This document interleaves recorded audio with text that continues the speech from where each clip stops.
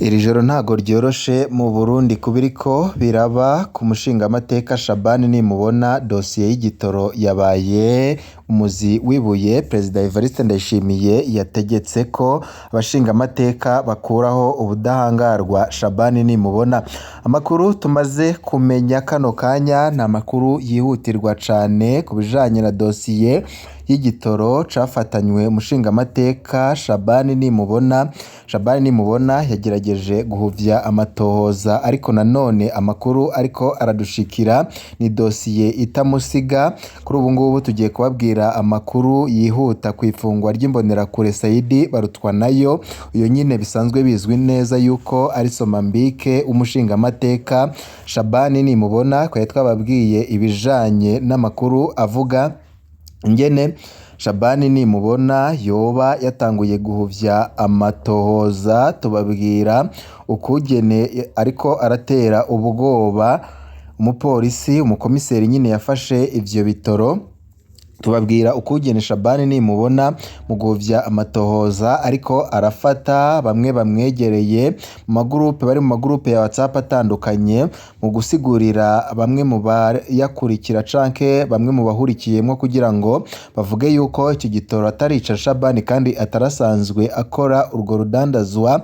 Twababwiye amakuru avuga ukugene ngo hoba hari ahandi hari stock ikomeye cane ya bamwe mu bihangange bishaka kwikurako Perezida Evariste Ndayishimiye nawe nyine akaba yohereje abakozi b'iperereza kuraba ivyari vyo. Twarababwiye kugene Shabani yisiguye ubwo yariko arasambishwa mwiperereza, yavuze yuko atahuriye n'ico gitoro. Hari amakuru twababwiye avuga ukugene Shabani nimubona yoba yabwiye Saidi ko yareka agapfungwa maze akazamukuzamwo, ariko nanone ngo dosiye yahejeje kurenga ubushobozi bwabo.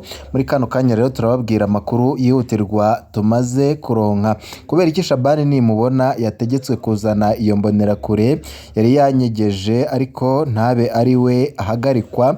Hano amakuru ariko aradushikira na amatohoza ariko arahuvywa, ni ibintu bikomeye cane, aho hivanzemwo umunyamabanga mukuru umugambwe uri ku butegetsi CNDD-FDD bizwi yuko ari Somambike wa Shabani nimubona. Ibintu vyakomeye cane, iki gitoro kigiye kuvyura impari zikomeye cane kandi kitwereke n'ibintu bidasanzwe bibera mu butegetsi bwa CNDD-FDD. Amakuru tubazaniye aratangaje kandi arakomeye anateye ubwoba. Uti nakurwe ko ubudahangarwa hama ahagarikwe, kuko ivyo bitukisha umugambwe n'igihugu cacu. Ivyo ni bimwe bamwe mu bashingamateka ndetse na bamwe mu bicocoro vy'umugambwe CNDD-FDD bariko baravuga, nyuma yuko nyine idosiye yahejeje kugera hejuru cane. Perezida Evariste Ndayishimiye akaba yahejeje no gushiramwo abakozi b'iperereza bakurikirana ico kibazo cy'igitoro cafatanywe umushingamateka.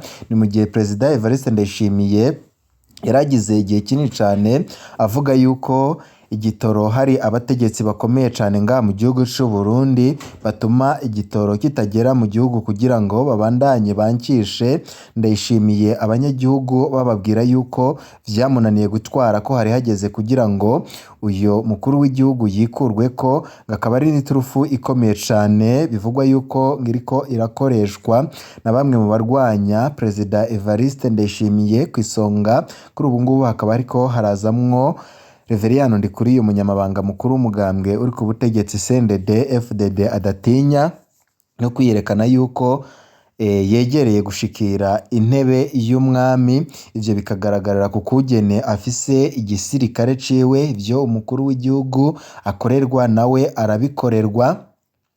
Mwarabonye akarorero ubwo yagira igikorane co kwizihiza umwaka mwiza, ubwo Reveriyano Ndikuriyo hakorwa defile z'abasoda izo nyine zakozwe n'imbonerakure gisirikare ca Reveriyano Ndikuriyo ubwo cyari cyambaye impuzu zishasha ibirato bishasha mu gihe abasirikare b'u Burundi bama bagaragara ku masanamu ndetse no ku mbuga ngurukana bumenyi bafise ibirato vyaheze.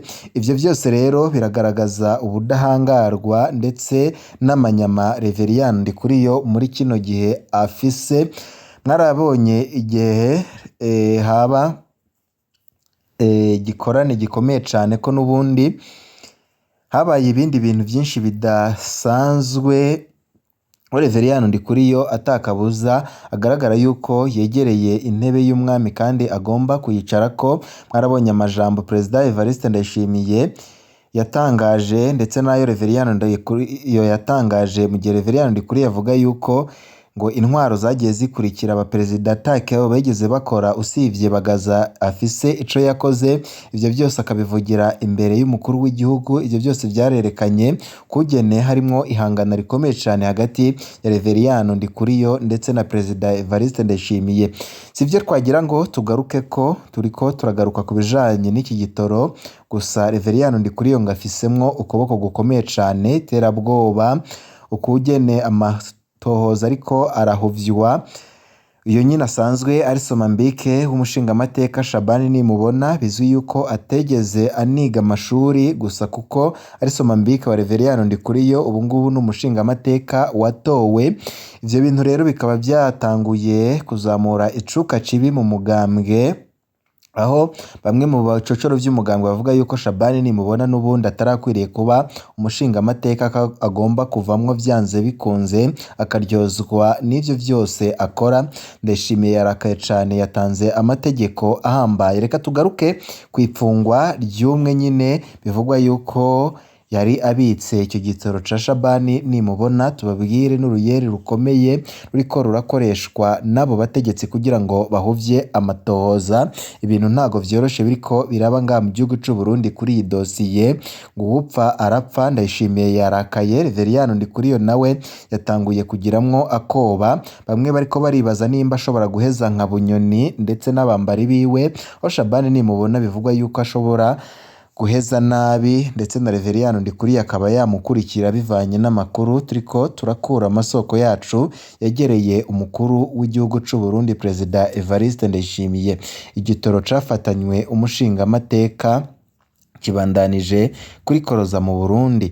Ipfungwa ry'imbonerakure Saidi Barutwanayo guhuma amaso abanyagihugu ibijanye n'igitoro cafatanywe umushingamateka Shabani nimubona bibandanya kugaragaramwo igipfungu. Kubera iki Shabani yategetswe kuzana iyo mbonerakure yari yinyegeje ariko ntabe ari we ahagarikwa, kandi bizuye neza yuko ari Shabani nyine icyo gitoro carice ukuboko kunini ngo nuko Reveriyano Ndikuriyo. Gushika ubu imbonerakure Saidi Barutwanayo irongoye ibiswi vy'inkona ku rwego rw'intara ya Buhumuza ibarizwa mu gashoka komisariya ya Muyinga, naho ugufatwa kwiwe kutigeze koroha na gatoyi. Aha twokwibutsa ko kuva igitoro gifashwe umushingamateka Shabani nimubona yaciye ahungisha aranyegeza iyo mbonerakure Saidi, aho yari remesheje ko atawozomukorako naho bomwandika ko ico gitoro. Haguma imari zidasanzwe mu bagumyabanga kuva dushize hanze ayo makuru kuko vyari vyagizwe ibanga. Aha abagumyabanga bo hejuru baciye baguma babaza aho ivy'icyo gitoro bizoherera. Ejo hahise twarabasangije ubutumwa bwa Shabani yashikirije muri groupe ya WhatsApp aho bariko bamubaza ivyayo makuru. Izo mari zarabandanije gushika no mu bategetsi bo hejuru. Amakuru twahavuye turonka nuko ejo hahise inyuma y'umutaga abategetsi bo hejuru muri CNDD FDD bategetse Shabani nimubona kwerekana canke kuzana iyo mbonerakure Saidi Barutwanayo canke agapfungwa mu kibanza ciwe. Bamuhaye amasaha atarenga 6 azobe yamushikanye. Ntivyatevye eka ayo masaha ntiyanakwiye kuko mu masaha y'umugoroba iyo mbonerakure yahavuye ishikanwa muri komisariya ya Muyinga ica irapfungwa, aho bitegekanyijwe ko ica icirirwa urubanza rw'ikibiriraho.